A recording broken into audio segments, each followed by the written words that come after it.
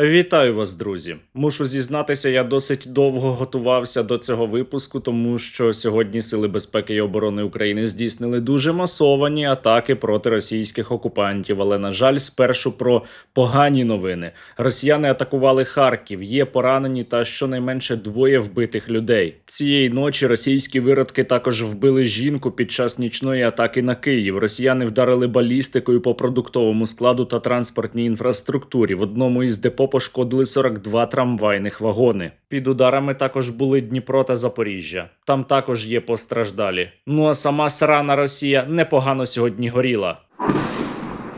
Нифига, что так далеко-то? Хлопок прям такой близкий. Опять? Горит, полыхает.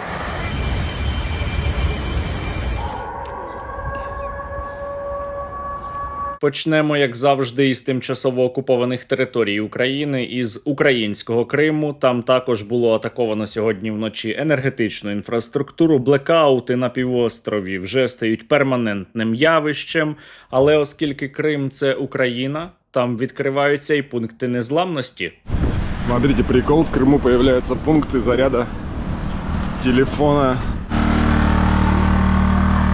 Смотрите.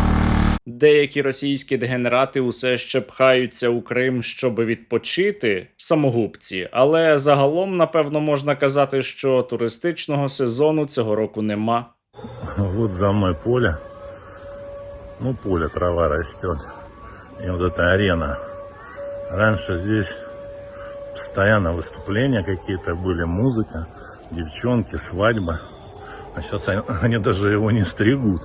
Триває перерізання логістики до тимчасово окупованого Криму, яка здійснюється не лише сухопутними маршрутами, а також і, зокрема, Азовським морем. Учора я вже показував, як сили безпілотних систем атакували танкери російського тіньового флоту.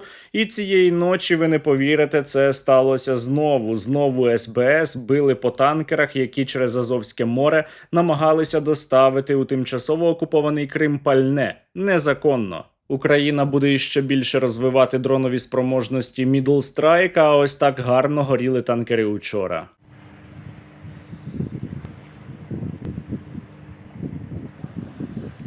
Vurdular mı?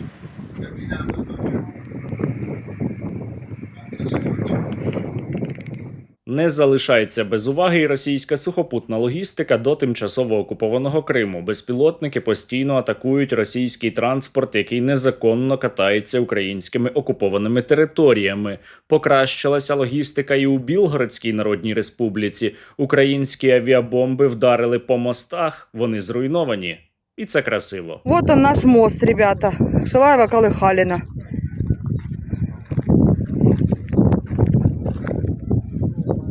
Нету. Вон волна какая. Хабы, блядь, украинские.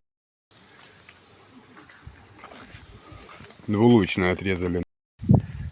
Чим більше Україна відповідає на російську агресію, чим частіше палають об'єкти на самій так званій Російській Федерації, тим кращі і розумніші, приємніші думки приходять у голови, пусті голови росіян. Я, например, никогда не мог подумать, что я прям буду видеть, как разваливается страна.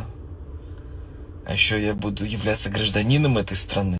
Для того, щоб оця недострана сконала якнайшвидше, потрібні ваші священні 2 гривні на наш прекрасний русоріз. Треба дати нашому війську більше безпілотних можливостей. Долучайтеся до збору. Реквізити в описі. Не забуваємо донатити. Кожен донат наближає нашу перемогу. А якщо ви хочете донатити регулярно, то можете підписатися і на Монобазу. Вона також є в описі до цього відео. Підписуватися можна із будь-якого банку. Кожна хороша людина має задонатити на русоріз і, звісно, ще підписатися на мій канал. Це теж обов'язково. Сили безпеки та оборони України сьогодні вночі вдарили по паливній інфраструктурі аеродрому Борисоглебськ у Воронезькій області. У Саратові дрони прилетіли по Саратовському нафтопереробному заводу, який є середній за масштабами переробки на так званій Росії. Він переробляє за рік близько 7 мільйонів тонн. Туди прилітає постійно.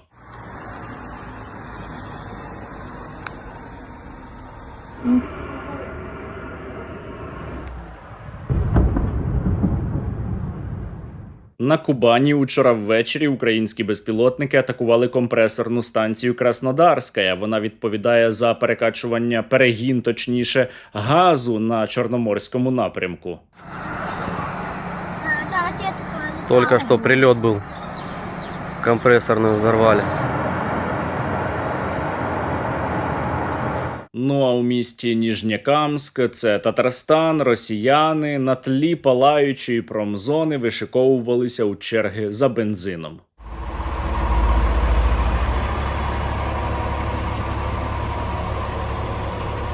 Жесть какая-то. Вот сюда он упал, короче.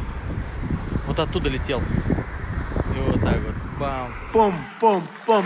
Є повідомлення про те, що дрони атакували величезний нафтохімічний завод під назвою Ніжнєкамськнефтехім. По ньому прилітало вже багато разів, і він займається виготовленням синтетичних каучуків, котрі використовуються у російській військовій техніці. Нижнекамск-нефтехим.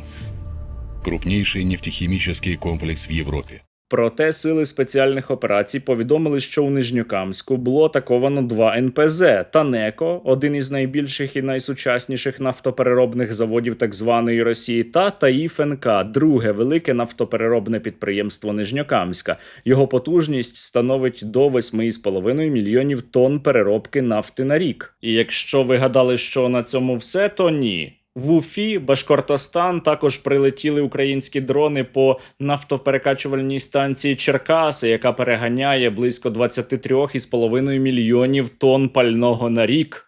Більше не буде. Усе це, напевно, не сподобається росіянам, адже такі новини означають, що у них буде менше пального на заправках. Але тоді вони почнуть відмовлятися нарешті від автомобілів, бо якщо немає бензину, навіщо потрібне авто? 50 километров. А зачем вам машина-то? Если нет бензина, зачем машина? Где вы ездите? Паливна криза на болотах не вщухає і усе частіше торкається навіть чиновників. Учора я розповідав, як один російський губернатор застряг на трасі, бо у нього закінчився бензин. Сьогодні інший закликає чиновників нікуди без нагальної потреби не їздити. Минимизировать выезды, если это того возможно. То есть у нас есть с вами формат ВКС. Пожалуйста, там, где мы можем ограничиться проведением видеоконференц-совещаний, ограничуємося этим. Перебування у чергах на заправки позитивно впливає на свідомість росіян. Вони все більше висловлюють невдоволення Владимиру Путіну. Можливо, колись вони здогадаються, що починати війну проти України було великою помилкою. Владимир Ильич, а подскажите, а как так получилось, что по территории Российской Федерации спокойно летают ракеты, дроны, которые уничтожают НПЗ, хранилища? Загадка. Оскільки України не існує і українців не існує за версією російської пропаганди, це точно були не ми. Це, напевно, роблять самі росіяни, бо у них там всередині гражданська війна. Кто эти люди, которые беспилотников запустили? Это те, кто рядом, это твой сосед, это твоя подруга, это может быть кто угодно. Страшно от этого. Рівень накруту на болотах зараз максимальний. Росіяни добровільно стають на чергування на автошляхах і перевіряють фури на те, чи не перевозять раптом вони українські безпілотники. Тимчасово жива мерзота Маргарита Сімоньян, яка обіцяла захопити Україну якнайшвидше, зараз каже, що нічого поганого у дефіциті пального немає. Раніше ж і їжа була по картках. В гарячій війні ми Україну победим за 2 дня. Чего ее побеждать-то, господи, Украина. A few moments later. Бензина нет. Я еще помню, мое поколение помнит, как еда вообще-то была по карточкам. Вы не помните, что ли? Депресія усе більше охоплює російських пропагандистів. Дісталася вона і до Хлобистіна. Він вже не кричить Гойда, він каже, що починається апокаліпсис. Но если разговаривать не только простые разговоры, то, товарищи, это все-таки конец света. Гойда! На стадії заперечення перебуває тимчасово живий пропагандист Соловйов. Він досі не зрозумів, чому на так званій Росії серйозні проблеми із бензином і вважає, що, можливо, це змова особисто проти Владимича, щоб його підставити. Почему на заправках бензина нет наряда? Так бензин есть или бензина нет? А почему по ночам Лукойл закрыт в Москве? Почему? А может, вы пытаетесь принудить, в кавычках, нас к миру? И это заговор? Это заговор? Депресія розповзається по так званій Росії. Її помітно у чергах на заправки. Вона охопила студії пропагандистів. Не рятують навіть антидепресанти. У меня, если честно, сейчас очень мучает депрессия, такое состояние не очень. Я увеличила дозировку антидепрессанта, надеюсь, получше станет, потому что я вообще... Ну, а якщо говорити про російську економіку та російських економістів, то там не допоможуть навіть важкі наркотики, не те що антидепресанти. Экономический пессимизм среди россиян достиг максимума за последние 20 лет. Пессимизм действительно преизрядный. Один російський економіст, який виступав на їхньому телебаченні, каже, що росіяни здогадуються насправді, що відбувається, і розуміють причинно-наслідкові зв'язки. Щоправда, він сам боїться вимовити слово «війна», яку Росія почала проти України, називаючи причини, але усе одно це перший крок до лікування майбутнього. Люди прекрасно понимают, что ситуация создана, скажем так, нами самостоятельно в данном случае. Люди видят причинно-следственные связи и не понимают, когда это закончится. И чем, что самое главное, когда и чем. За оцінками оцього економіста, у так званої Російської Федерації є іще запаси на те, щоб існувати хоча б якось до осені, а що робити із вересня, поки що великий знак питання. До сентября у нас резервов, которые мы уже подвыскребли за эти 2 года, последние 1,5, хватит, видимо. А 10 дальше секунд. что? Угу. Вот и все, в этом весь вопрос. Что будет осенью, поздней осенью и зимой? Вот люди беспокоятся. Люди безпокояться, але недостатньо, тому що вони досі терплять Владіміра Путіна. Люди безпокояться, але замало, тому що вони досі підтримують війну. Люди безпокояться, але я би не називав їх людьми, бо вони далі пруть у наступ на нашу країну. Вони далі атакують наші міста і дуже скаржаться, що їм заважають наступати українські дрони. Да, действительно, на отдельных участках фронта до сих пор контроль неба остается за противником. Это проблема, именно поэтому наши войска так медленно продвигаются. Російський наступ має бути повністю зупинений. Російські військові мають стікати кров'ю, ще не дійшовши навіть до лінії фронту. Російські загарбники мають платити значно вищу ціну за те, що перебувають на територіях України. І для цього українські воїни повинні отримувати більше безпілотників. І завдяки вам вони їх дійсно отримують більше. Бо за минулу добу ми поставили іще 152 нових FPV. Бажаю здоров'я. Ми, військові 109-го окремого гірсько-штурмового батальйону, висловлюємо щиру подяку спільноті Стерненка за надані нам 50 FPV «Камікадзе». Разом до перемоги. Слава Україні! Героям слава! Бажаємо здоров'я! Батальйон безпілотних систем 118-ї бригади, вкотре вдячний фонду Сергія Стерненка, а також всім небайдужим підписникам. Завдяки вашій допомозі тепер і ми маємо комплекс «Секретний русоріз» і будемо збільшувати кілзону в тил ворога. Разом до перемоги! Слава Україні! Бажаю міцного козацького здоров'я. Я боєць підрозділу Курси Темпая. Від цього підрозділу дякую пану Сергію та спільноті за надану допомогу у вигляді 50 дронів та батареїк до них.